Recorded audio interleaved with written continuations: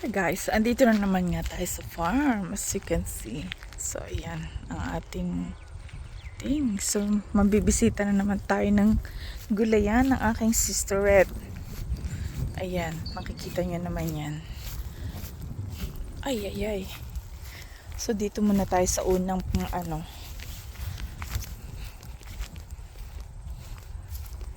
So ito ay may bulaklak na. Ito ay cucumber to guys. Ayan, kita nyo? May bunga.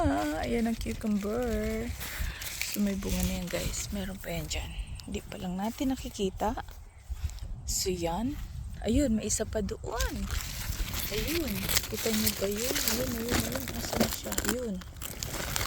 So meron yan. Ayun pa oh. May baby pa doon.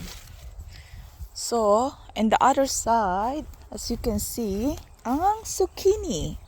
Zucchini naman. Kita nyo yan. Look at that. Ang daming bunga, oh. Pwede na tayo uling gumawa ng pickles na zucchini. Ayan, oh. Kita nyo ba yan? Ayan, oh. Ang daming bunga. Di ba para lang siyang kalabasa, guys? Ayan ang kanyang, ano. Ang lalaki ng ano. So, dalawang ano pa lang yan, guys. Na nakikita nyo. Ano, ang dami niyang bunga. Diba? Ang dami. Oh, nakakatuwa sila.